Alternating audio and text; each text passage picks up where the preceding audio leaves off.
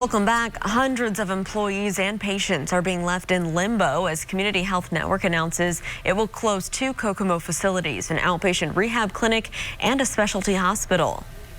And Lauren Call 6 Investigates has uncovered the closures are happening despite the healthcare system receiving hundreds of millions of dollars in federal stimulus money. The rebound is our commitment to making sure the systems in place help Hoosier businesses. Our Kara Kenny joins us now with why patients are confused and concerned. Good job! So big! William Hartman's 16-month-old daughter Kinsley is getting help standing and walking at Replay, an outpatient rehab clinic that's been in Kokomo for 30 years. She's come a long way. William just learned Community is closing Replay as of August 30th, as well as Community Howard Specialty Hospital, which offers both inpatient rehab and outpatient therapy. So we were kind of surprised that, where did this come from? Out of nowhere. At least 120 workers will be impacted by the closures, and hundreds of patients like Kinsley and Julie Howard. She's used Replay for years for shoulder, back, and neck problems. I was shocked, upset, angry, confused, a lot of different emotions. Why is this facility going to close? It's busy.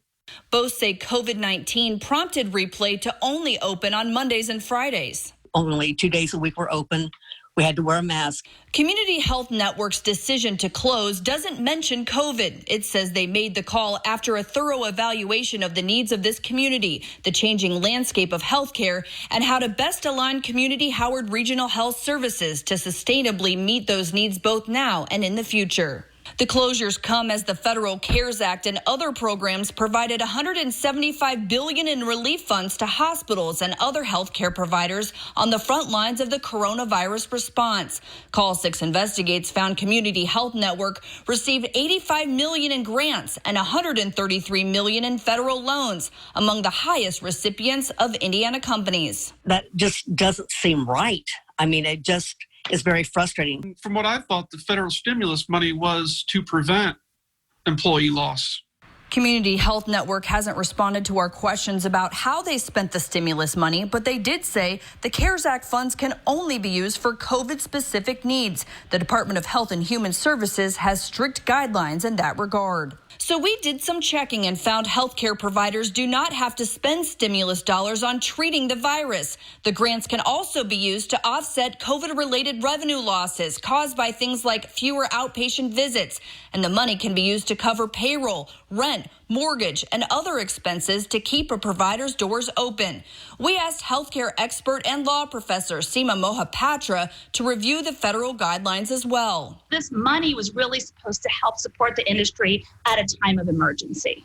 So any lost revenues that are at all related to COVID.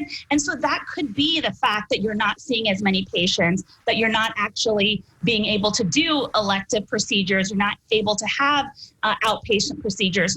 Mohapatra says healthcare systems look at a variety of factors when deciding whether to close facilities. It could be just a strategy of the system and what they've decided to. And as a private entity, they're able to do any of that. Replay's patients are heartbroken. Other kids with disabilities are going to be impacted.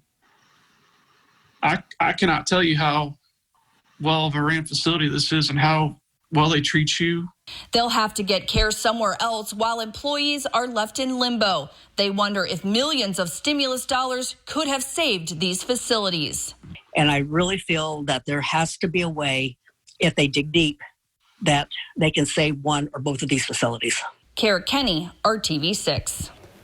Kara Kenny on the job. 121 people will be laid off from the facilities, according to the documents released this week. 85 at the specialty hospital and 36 workers at Replay Clinic. Community Health Network tells RTV6 that current patients at both facilities will continue to receive the same level of high-quality, compassionate care. You can read their full statement in this story on the RTV6 app as well on our website. We also reached out to U.S. Congressman Jim Baird, who told us, in part, our office continues to monitor that the use of taxpayer funds are used accordingly to the CARES Act. If adjustments to the rules and guidelines are needed, our office will work with the administration to provide the necessary flexibility.